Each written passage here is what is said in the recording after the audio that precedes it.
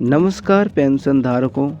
राजस्थान सरकार के द्वारा जो पेंशन की योजना चलाई जा रही है, जिसमें वृद्धावस्था विधवा और दिव्यांगजनों को पेंशन दी जाती है, उनमें से कई सारे लोगों के अब तक अकाउंट में पेंशन के पैसे नहीं आए हैं। और इसके पीछे क्या कारण हो सकता है?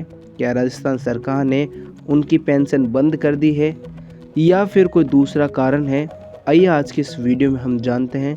स्वागत है आपका ऑफिशियल ऋतिक पर, जहां पर आपको ऐसी इंटरेस्टिंग और जानकारी से भरपूर अपडेट मिलती रहती है। तो सबसे पहले साथियों, अगर हम लोग बात करें कि राजस्थान सरकार पेंशन कब जारी करती है और किन लोगों के अगर पेंशन नहीं आई है तो उसके पीछे का क्या कारण हो सकता है। तो सबसे पहले हम आपको बता दें कि आमतौर पर जो राजस्थान सरकार है, यानी कि पिछले महीने की आपकी जो पेंशन का बिल, वो जो है आपके वर्तमान महीने, जैसे कि अगर आप मार्च महीने की पेंशन है वो अप्रैल के पहले या दूसरे सप्ताह तक आप लोगों के खातों में ट्रांसफ़र कर दी जाती है। यानी कि 1 तारीख से 15 तारीख के बीच में आप लोगों की पेंशन जो है वो आपके अकाउंट में आ जाती है। सामाजिक कल्याण विभाग द्वारा बिल पास करके ट्रेजरी में भेजे जाते हैं, जिसके बाद पैसा सीधे लाभार्थियों के बैंक खाते में डीबीटी के माध्यम से पहुंचता है। अब बात करते हैं कि जिन लोगों के पेंशन अब तक नहीं आई है, यानी कि 14 अप्रैल 2026 तक जिन लोगों की पेंशन उनके अकाउंट में नहीं आई है, तो इसके पीछे के क्या कारण हो सकते हैं। सबसे पहले तो हमने आपको पहले ही कह दिया है कि सरकार के द्वारा जो पेंशन जारी की जाती है वो 1 तारीख से लगाकर 15 तारीख के बीच में आपके अकाउंट में आ जाती है।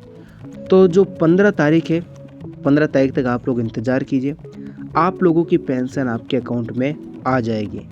और अगर नहीं आती है तो इसके पीछे कुछ कारण हो सकते हैं, जैसे कि इस बार जो है वो जो अप्रैल का महीना जो चल रहा है उससे पहले मार्च का महीना निकला था, यानी कि फाइनेंशियल ईयर जो वित्तीय वर्ष होता है जिसमें क्लोजिंग का महीना होता है। और 1 अप्रैल से नया वित्तीय वर्ष शुरू होता है, जिसके लिए नए बजट का आवंटन और बिल पासिंग के सिस्टम को अपडेट किया जाता है। इस सरकारी प्रक्रिया के कारण अक्सर अप्रैल के महीने में मार्च की पेंशन आने में 15 से 20 दिन लग जाते हैं, इसलिए आपकी पेंशन आने में कुछ दिन और भी लग सकते हैं।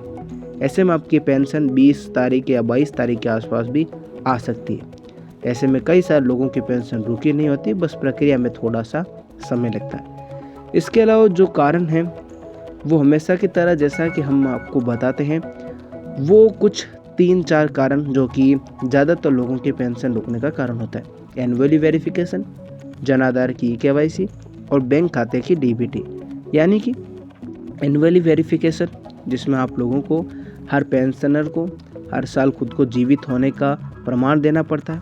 और अगर किसी लाभार्थी ने तय सीमा पर ई मित्र पर जाकर अपना फिंगरप्रिंट नहीं लगाया या फिर आप घर बैठे मोबाइल ऐप से ही फेस ऑथेंटिक से वेरिफिकेशन नहीं किया अगर आपने अब तक, तो उनकी पेंशन को रोक दिया जाता है। और यह भी एक कारण हो सकता है। इसके अलावा जन आधार की केवाईसी, जो कि अगर आपकी जन आधार से जो है वो पूरी तरीके से, अगर आपकी केवाईसी पूरी नहीं है तो सिस्टम आपके ऑटोमेटिक रूप से पेंशन का भुगतान रोक देता है। यानी कि जन आधार कार्ड में अगर किसी परिवार के सदस्य का आधार नहीं जुड़ा हुआ है तो उसकी वजह से हो सकता है।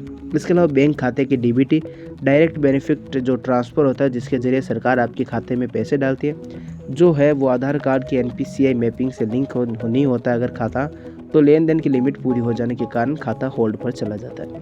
तो सरकार तो अपनी तरफ से पैसे भेजती है, लेकिन आपके खाते में वो रिसीव नहीं हो पाते हैं और वापस लौट जाते हैं।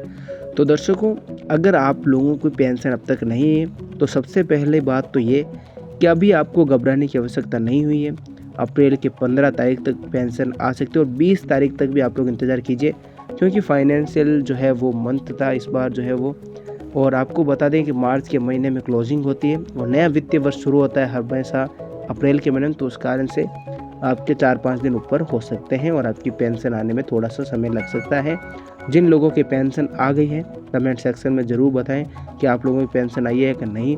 अगर किसी की अटकी हुई है तो उनके ये कारण हो सकते हैं। और इसके अलावा अगर आपको पेंशन से जुड़ी हुई कोई भी सूचना प्राप्त करनी है तो आप लोग हमारे कमेंट सेक्शन में उससे जुड़े हुए सवाल पूछ सकते हैं।